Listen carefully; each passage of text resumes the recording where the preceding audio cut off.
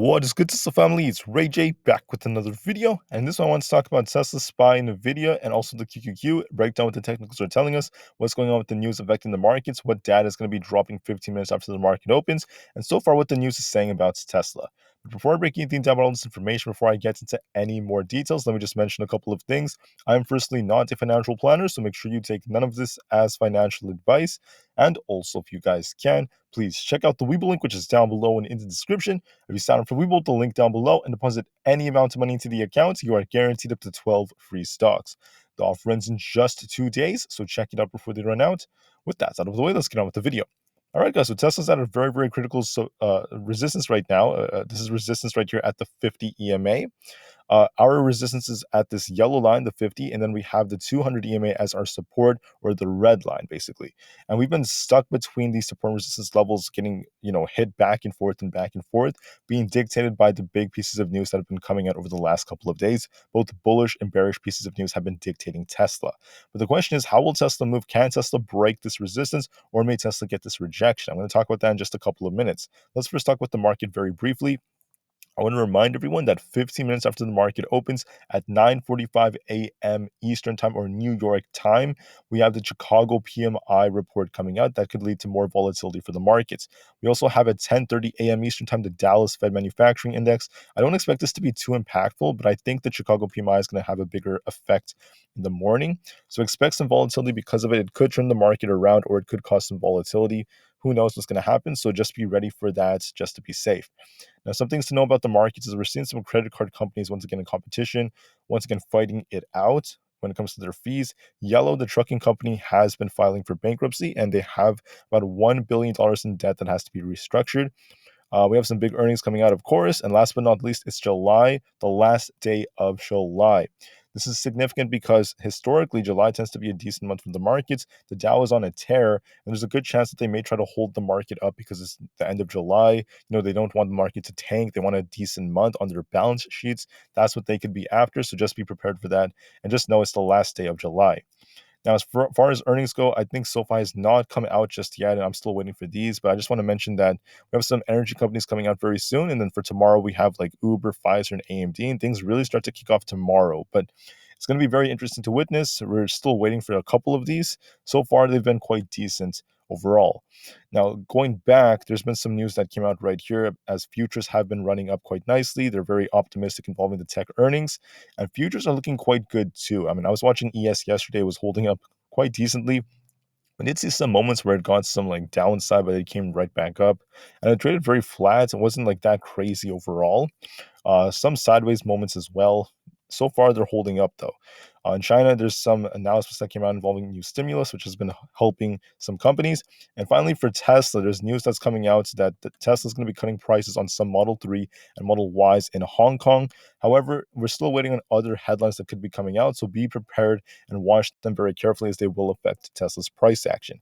All right, so by the time we open, right before open, look at the headlines and then look at some headlines throughout the day for Tesla, see if there's anything big that comes out, and see how Tesla's responding from a technical standpoint, because the news has been dictating Tesla like crazy, and I can't really always predict that. But here's what I can tell you. We could still use TA as our confirmation levels. So right now, right, Tesla keeps getting rejected off our 50 EMA, or the yellow line, and we keep on bouncing up to 200 EMA.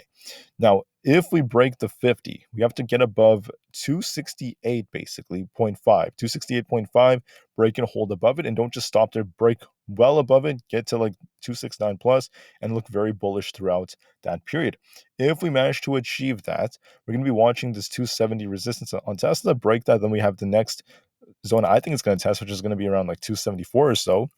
We're going to retest this high right here, and if we break that, if we get above 274 and we hold it, we remain bullish, I think Tesla's going to be well on its way for 280 for a very, very nice pump. But this will depend on the news. This will depend on the price action because we're sitting at resistance. We haven't actually broken it in the pre-market. So we have to wait for confirmation to get that bullish move.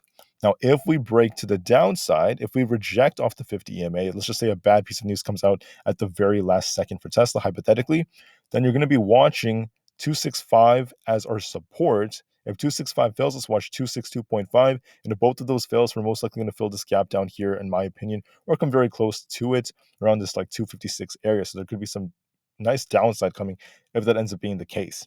Now, what do I think is more likely? So far, it looks like Tesla wants to break this 50 EMA. I want to see Tesla try to do so.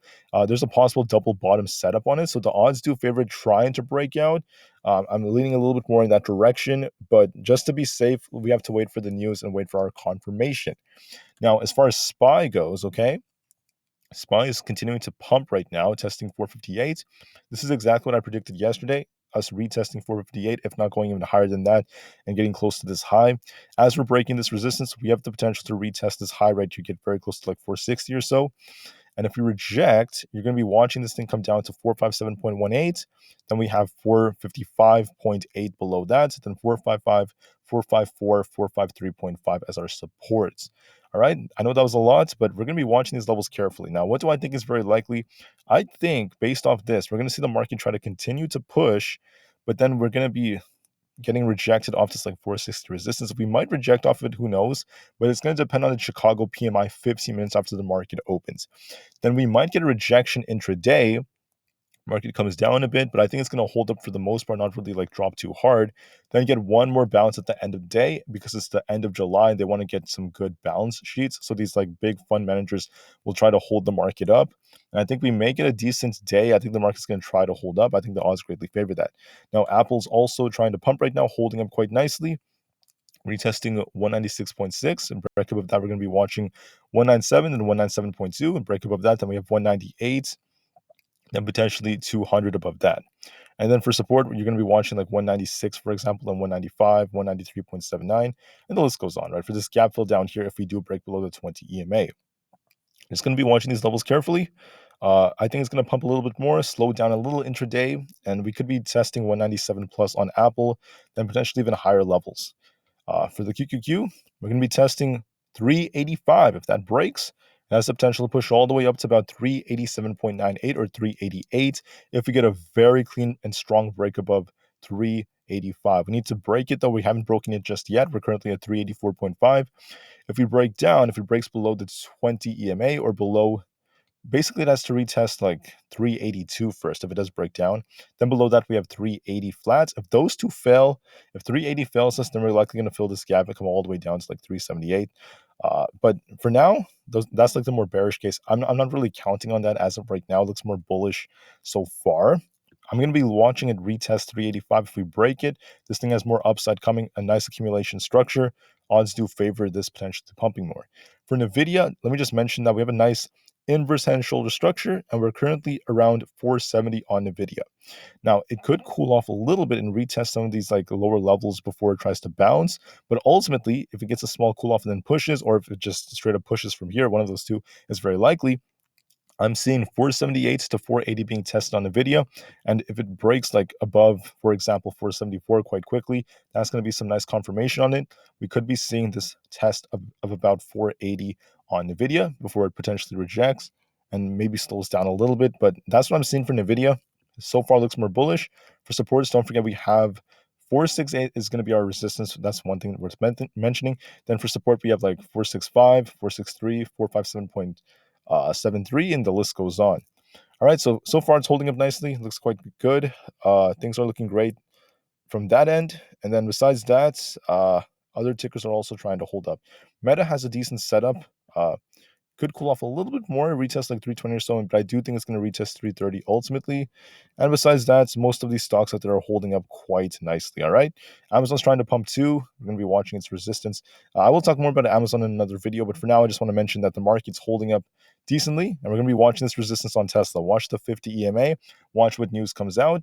Break this, and this thing has the potential to push to some nice levels, right? We have 270, 274 for Tesla above that, and after that, we have like 280 to potentially be tested. A nice double bottom like setup.